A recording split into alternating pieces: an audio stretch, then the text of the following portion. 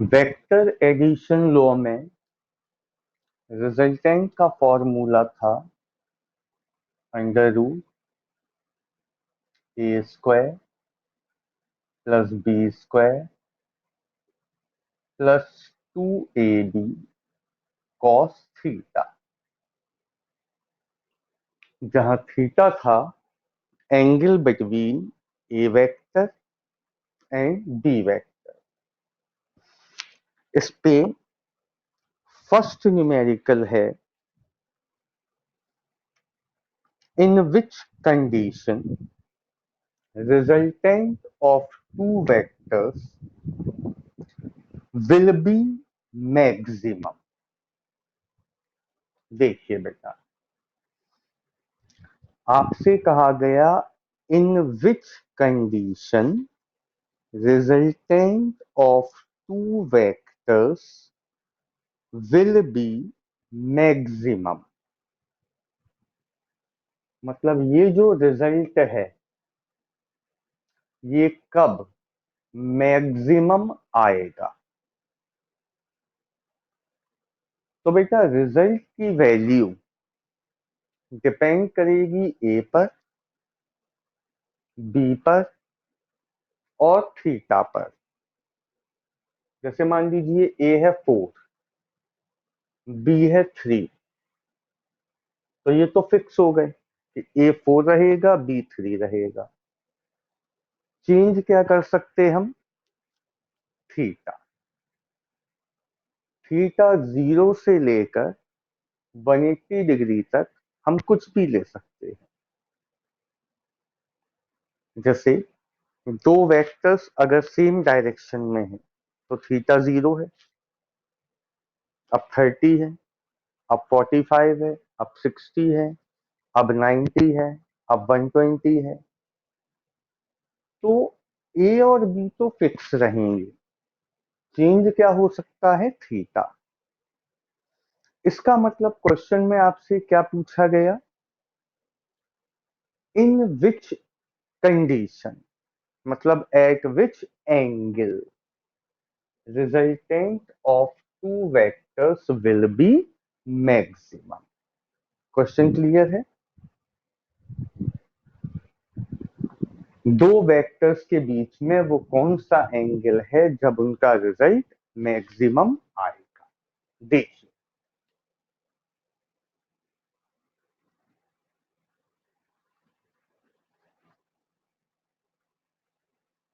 जब दोनों वेक्टर्स के बीच में एंगल हो 0 तो क्या होगा? Are equal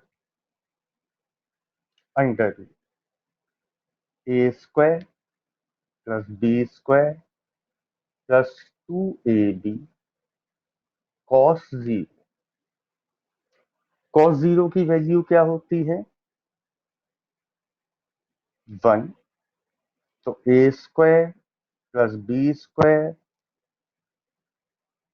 plus 2ab cos 0 की जगह 1। ये फॉर्मूला है ए प्लस बी का होल स्क्वायर। तो फाइनली रिजल्टेंट आ जाएगा ए प्लस बी। ए था 4, बी था 3, तो आंसर आ गया 7।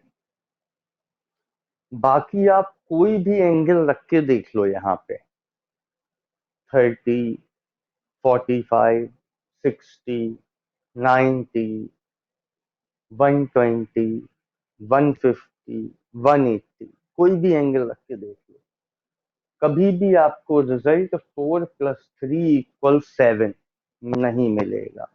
7 से कम ही मिलेगा, क्योंकि cos 0 की वैल्यू होती है 1 मैक्सिमम। अगर यहाँ cos 30 होता तो वैल्यू कितनी रखते हम?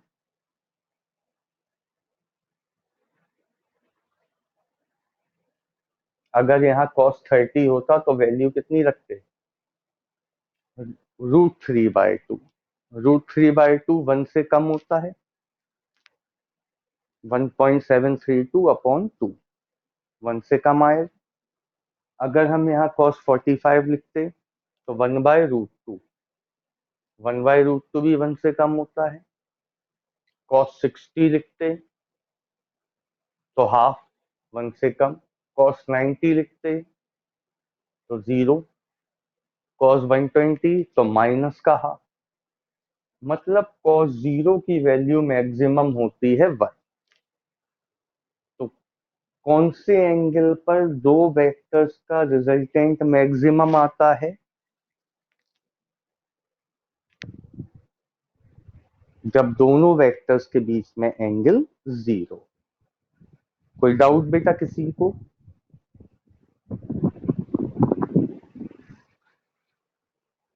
नाइन्टी के ऊपर कैसे निकालते हैं?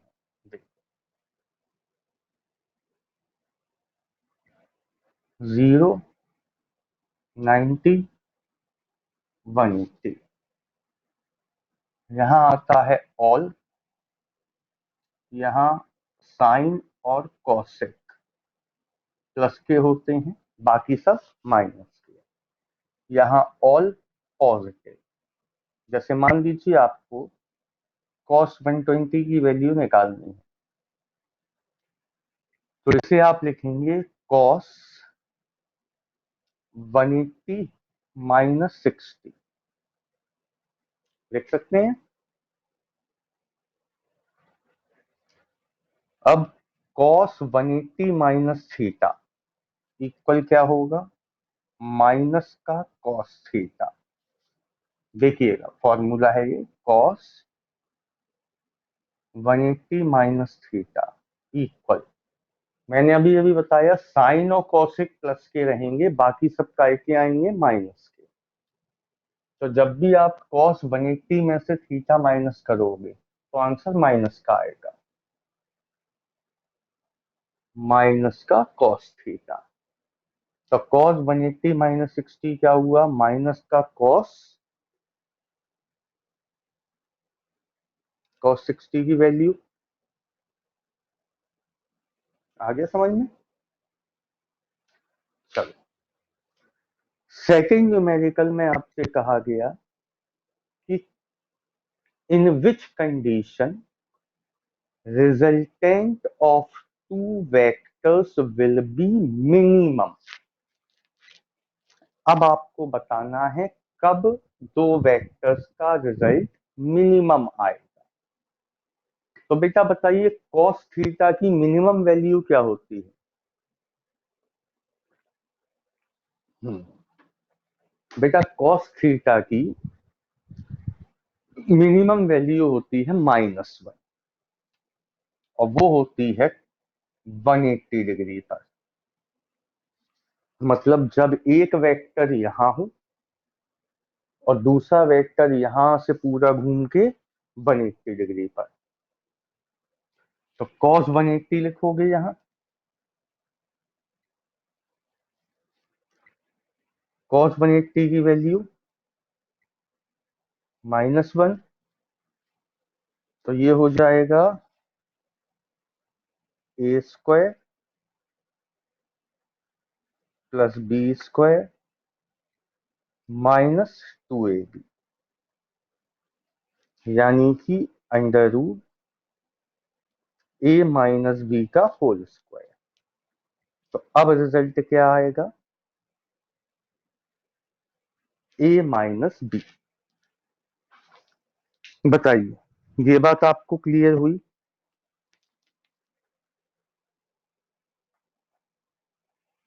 सभी को क्लियर है बेटा? गुड। तो ध्यान से सुनिएगा, समरी क्या बनी।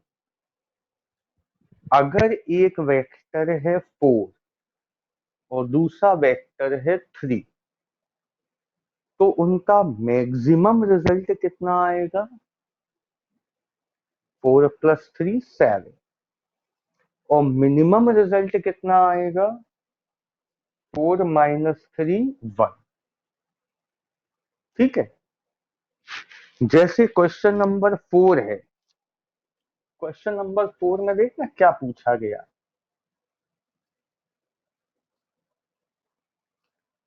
क्वेश्चन नंबर 4 में कहा गया कि हमारे पास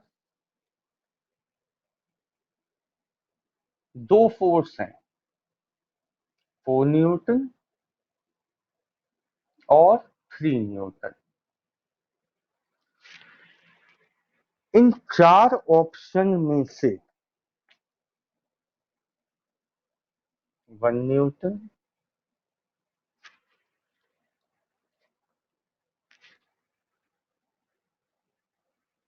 1 के बाद कितना लिखा है बेटा?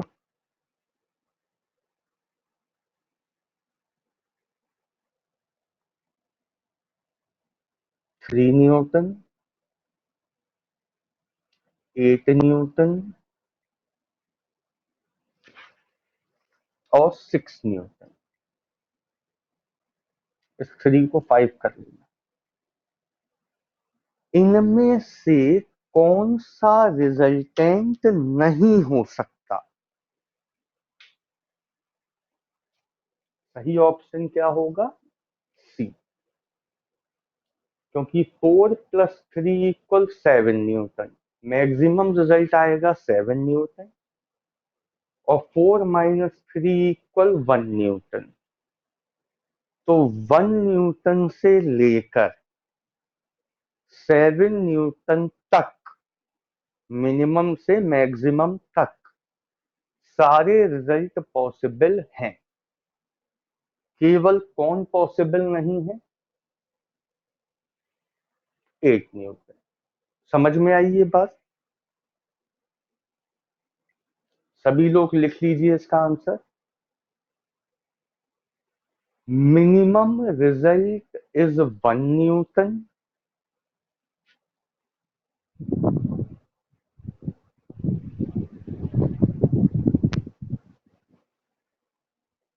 and maximum result is 7 Newton.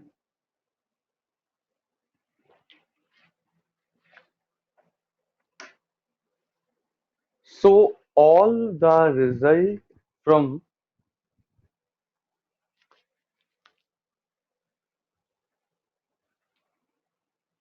1 Newton to 7 Newton are possible.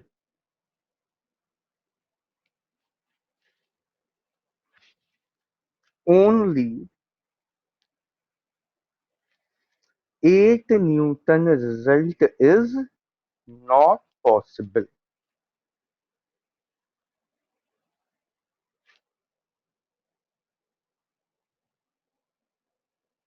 ठीक है?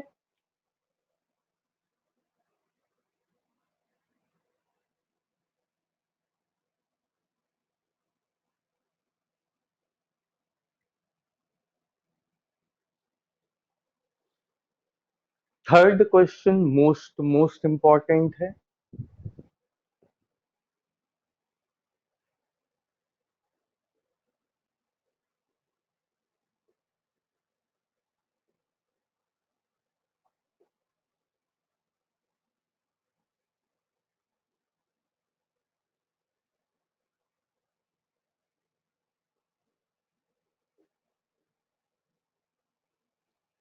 In which condition, in which condition का मतलब angle, resultant of two equal vectors, two equal vectors का मतलब क्या हुआ?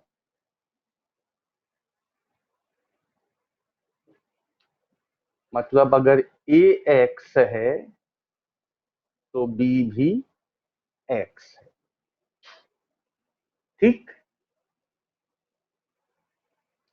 इन which condition resultant of two equal vector will equal either one of them। इस line का मतलब क्या हुआ?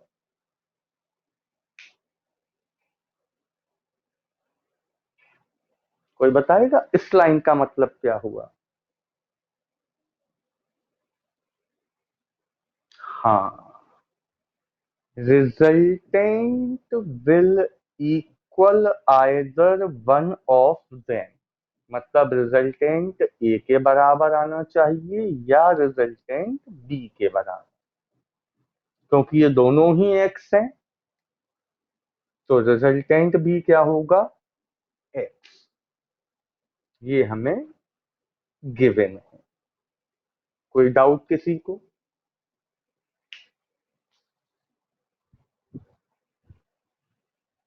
सीधी सी कहानी है कि वो कौन सा एंगल है जब A4 है, B4 है, तो उनका रिजल्ट भी 4 आए। क्लियर है क्वेश्चन बेटा सबको?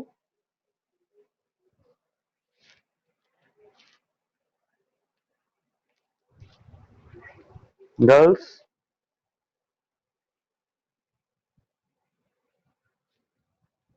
ओके, तो रिजल्ट कितना है? एक्स। ए भी एक्स है, बी भी एक्स है, उसके बाद x into cos theta, squaring both side करी, एक्स स्क्वायर और एक्स स्क्वायर हो गया 2x² और ये हो गया 2x² कॉस थीटा। अब स्टूडेंट्स गलती कहाँ करते हैं? इन दोनों को ऐड करके 4x² लिख देते हैं। क्या ऐसा होगा? बिल्कुल नहीं होगा, क्योंकि इसके साथ कौन चिपका है? Cos theta. हाँ, एक काम हम कर सकते हैं, 2x² कॉमन ले सकते हैं, 1 प्लस कॉस थीटा। x² से x² one time cancel, 1/2 equal 1 plus cos theta, plus का 1 यहां लाएंगे,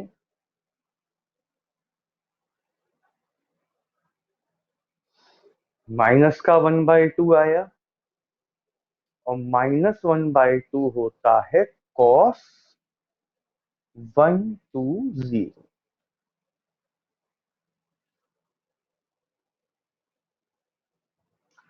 कॉस की वैल्यूज मैं यहां लिख देता हूं, बार बार काम आएंगी। Cos 0 1, cos 30 √3/2, cos 45 1/√2, cos 60 1/2, cos 90 0, cos 120 -1/2 और कॉस 180 -1। इतनी वैल्यूज बार बार आपको काम आएंगी। तो फिलहाल कॉस से कॉस कैंसिल हुआ, थीटा आ गया 120 डिग्री। सभी को क्लियर है?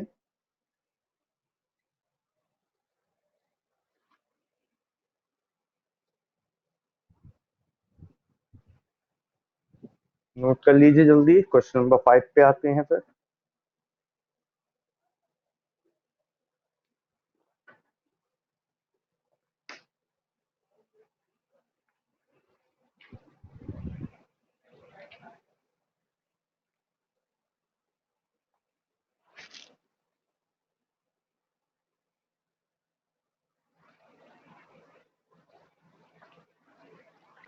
देखिए क्वेश्चन नंबर 5। हाँ बोलिए। हाँ, angle between A vector and B vector.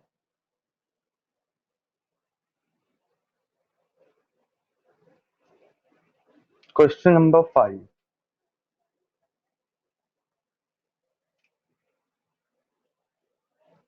two forces are of,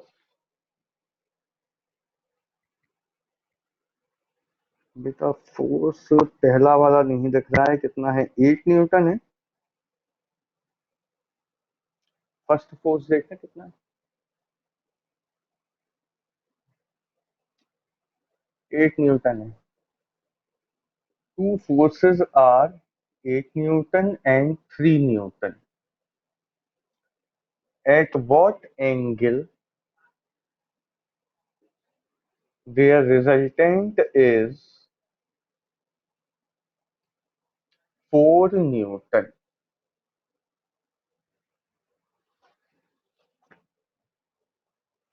हमारे पास पहला वेक्टर है 8 न्यूटन, दूसरा है 3 न्यूटन, उनका रिजल्टेंट है 4 न्यूटन। एंगल हमसे पूछा गया है। क्वेश्चन सबको क्लियर है?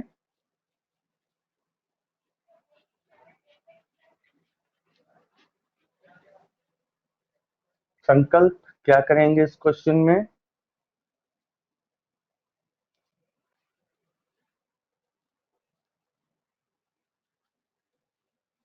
हाँ,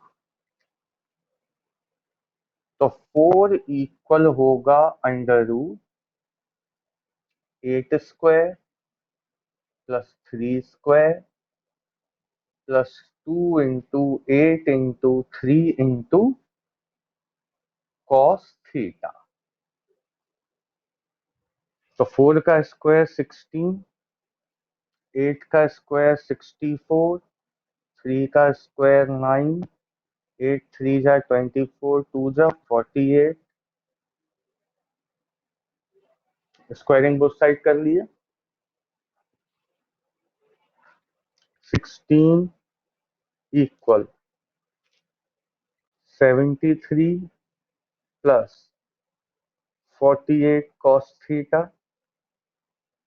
73 को यहाँ लाए, 16 minus 73 equal 48 cos theta. Minus करो जरा इनको,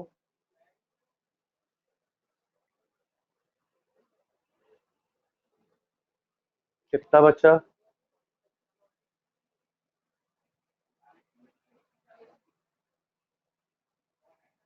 माइनस का कितना बचा बेटा? हम्म, तो cos थीटा हो जाएगा माइनस का 57/48। हमें निकालना है थीटा। आप में से कोई बताएगा थीटा कैसे आएगा?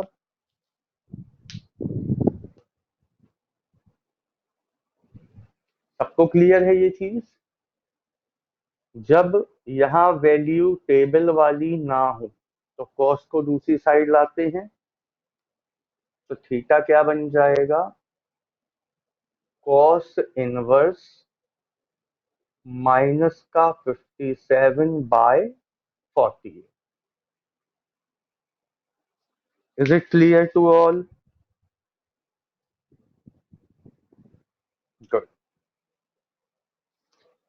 Next, question number 6। बहुत सिंपल क्वेश्चन है।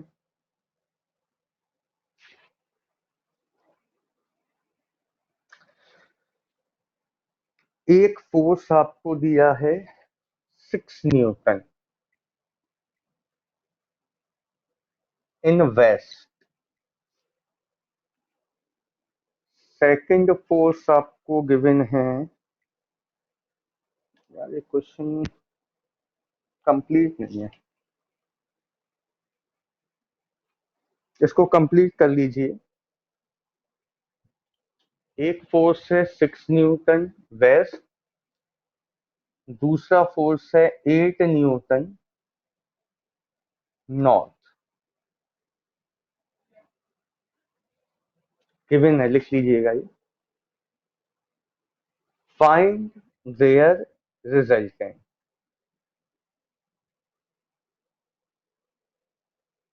तो इस क्वेश्चन में क्या चीज आपसे छुपा ली गई? कितना होगा बेटा थीटा इस क्वेश्चन में? 90 होगा। कैसे होगा 90? आगे ईस्ट, पीछे वेस्ट, ऊपर नॉर्थ, नीचे साउथ। वेस्ट और नॉर्थ के बीच में एंगल होता है 90। तो थीटा गिवन है 90। कर लेंगे अब ये क्वेश्चन आप लोग।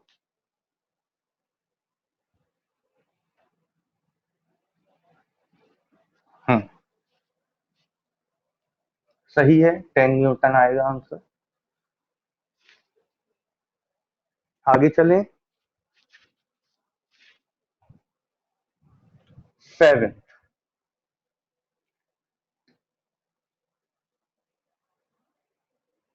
हम्म,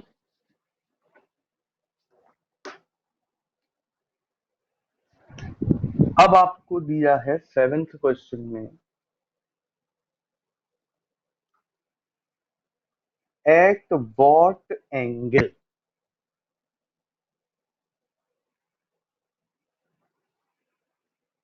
the two forces A plus B, पहला फोर्स हम F1 मान ले रहे हैं, दूसरा A minus B, at what angle two forces A plus B and A minus B act so that their resultant is under root 3a square plus B square. ठीक है। Question है, हमारे पास दो फोर्सेस गिवन है, एक है a plus B, दूसरा है ए माइनस बी। उनके बीच में एंगल कितना होना चाहिए कि रिजल्टेंट ये आए? क्वेश्चन क्लियर है सबको?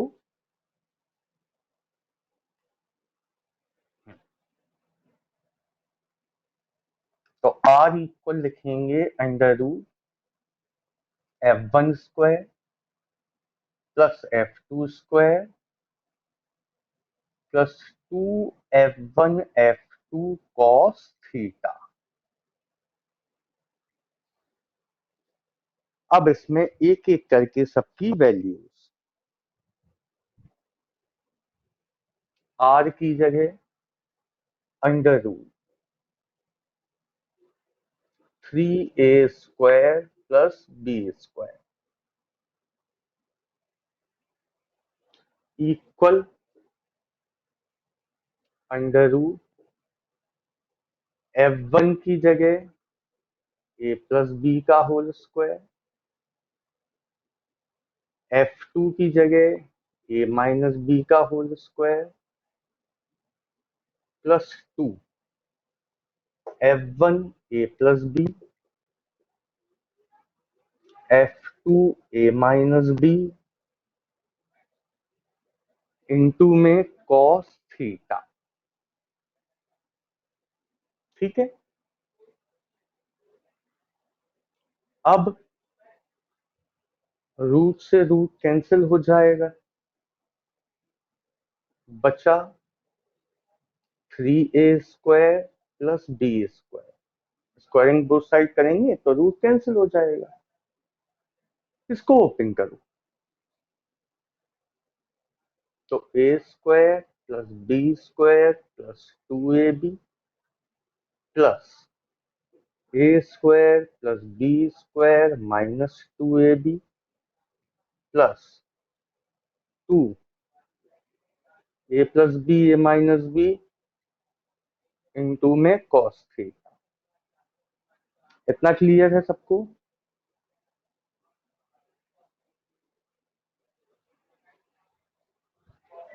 प्लस 2ab से माइनस 2ab कैंसिल हुआ, a² और a², 2a² यहां ले आए तो 3a² माइनस 2a², b² और b², 2b² यहां ले आए तो माइनस का 2b² इक्वल में बचा 2,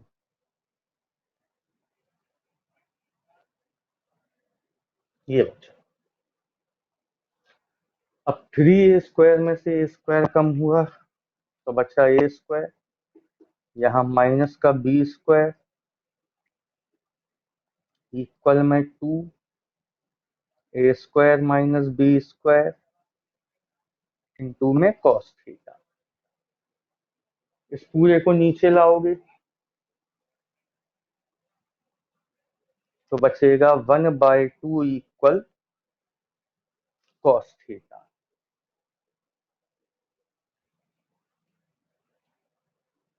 वन टाइम कैंसिल हुआ, 2 को नीचे ले आए। 1/2 बेटा cos कितना होता है, तो कुल मिला के थीटा आ गया 60 डिग्री। ये clear?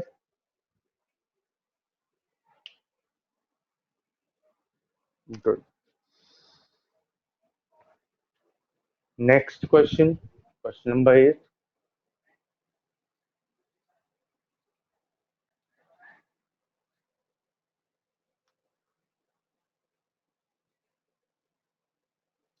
A cyclist moves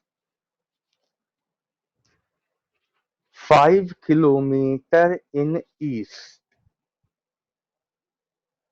cyclist सीधे चला 5 किलोमीटर।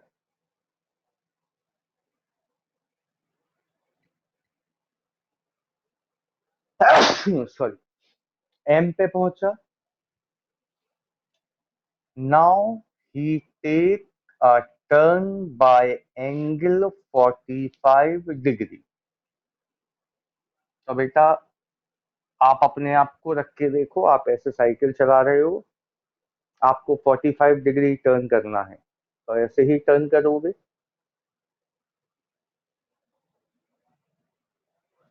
मतलब ये एंगल कितना होगा आपका, 45 degree. Again covers 5 kilometre. M से एन तक कवर किया 5 kilometre. Find his displacement,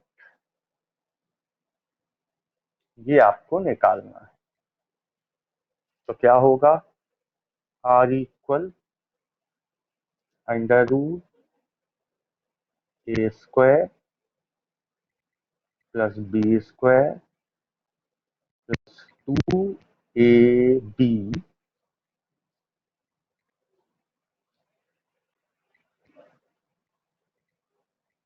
cos 45।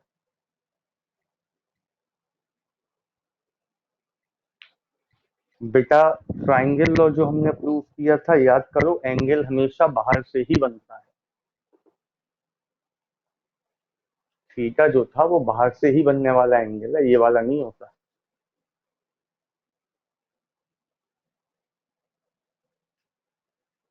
तो ए वेक्टर ये है, बी वेक्टर ये है, इनके बीच में ये एंगल है 45, बाहर से नहीं हो सकता एंगल।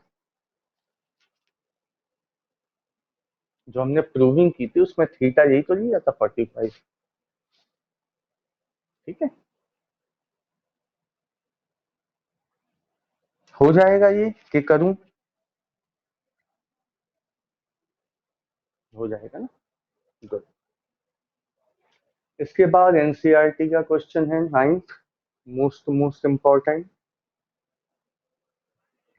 9th क्वेश्चन में आपसे कहा गया, a cyclist moving on a road such that he takes a left turn by 60 degree angle after every 500 metre. सुनिए, एक साइकिलिस्ट है जो ओरिजिन से चलना शुरू करता है। जैसे ही वो 500 मीटर कवर करता है, he takes a turn by an angle 60 degree. तो जब वो ए पर पहुंचा तो उसने कितने डिग्री का टर्न दिया?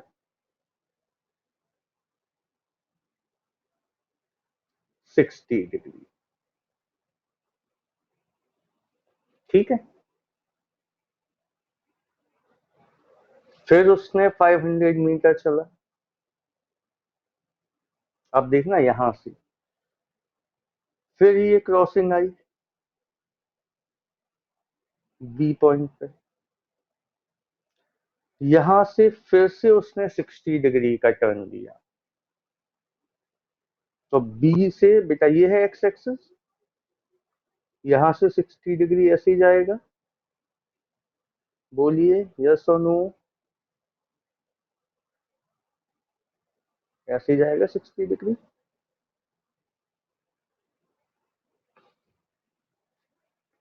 सबको आए समझ में? ठीक। अब बी से वो पहुंचा सी पे 500 मीटर कवर करके। फिर क्रॉसिंग आई, ये हो गई क्रॉसिंग। एक्स एक्सिस से फिर 60 डिग्री का टर्न लिया, तो ये हुआ 60 डिग्री। सी से पहुंच गया डी पे।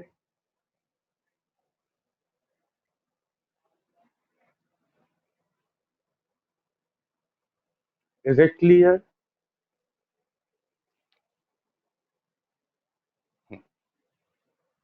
ये 500 मीटर कवर किया। फिर यहां से 60 डिग्री, तो ये एक्स एक्सिस है, यहां से 60 डिग्री ये टर्न दिया।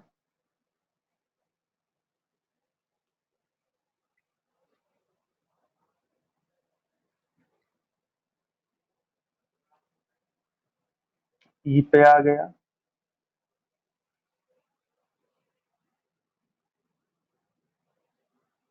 फाइनली फिर 60 डिग्री टर्न लेगा तो ओके आ जाएगा।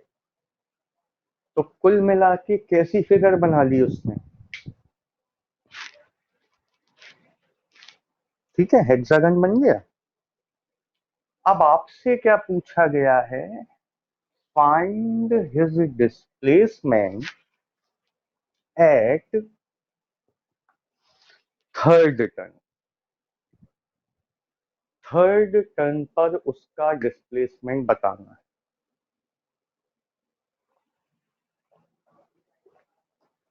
तो बेटा थर्ड टर्न पर वो कहां होगा? सी पर। और चलना कहां से शुरू किया था? ओ से। तो डिस्प्लेसमेंट क्या होगा? ओ सी। ठीक है। कितना आएगा ये? हम्म, बेटा ये कैसे निकालोगे? इसके लिए कोई फॉर्मूला नहीं लगाना। देखो, हाँ, एक हेक्सागन में जो डायगोनल्स होते हैं वो ऐसे कट करते हैं। मिड पॉइंट से 1 2 3 4 5 6, 6 इक्विलेटरल ट्रायंगल बनते हैं।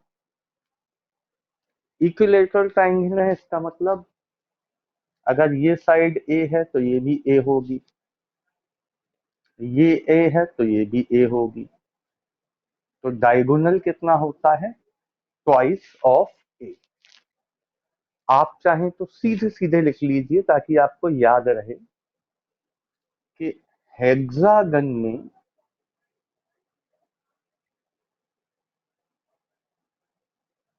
Diagonal equal double of side होता है।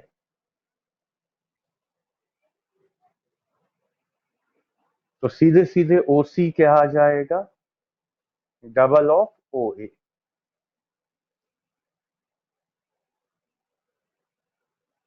यानी कि 1000 मीटर।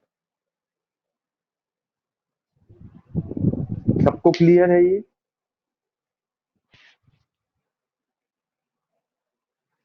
गुड। सेकंड पार्ट में पूछा है डिस्प्लेसमेंट एट सिक्स्थ टर्न। अब बताइए सिक्स्थ टर्न पर वो कहां होगा?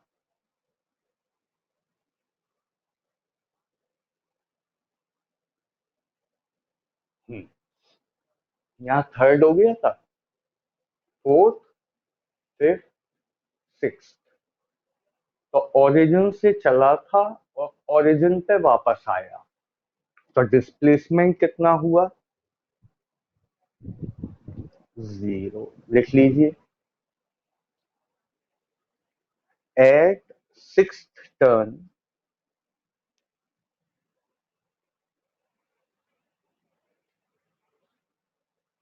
cyclist is at point O. So his displacement is 0।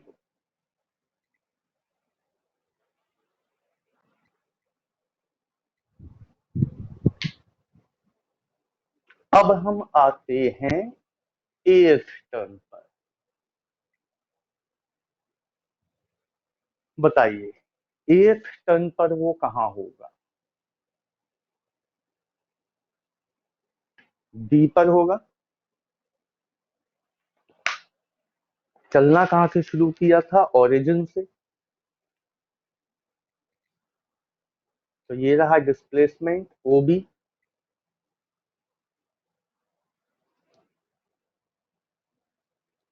ठीक है। तो ओ बी एक्चुअल में क्या है? रिजल्टेंट है। दो वेक्टर्स हैं जिनके बीच में एंगल 60 है। तो ओ बी कैसे आएगा?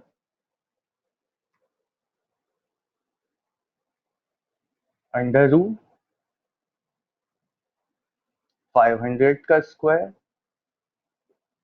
प्लस 500 का square plus 2 into 500 into cos 60। Cos 60 की वैल्यू होती है 1/2। देखना मैं कैसे कर रहा हूं। मैं स्क्वायर ओपन नहीं कर रहा हूं। 500 square plus 500 square plus 2 into 500 square into 1/2 cos 60। 2 से 2 कैंसिल। कितनी बार आया 500 का स्क्वायर? 3 बार आया। तो हम इसे सीधे सीधे 3 इंटू 500 का स्क्वायर लिख लें।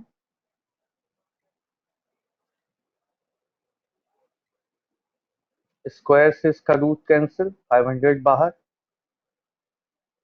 अंडर रूट में बचा 3।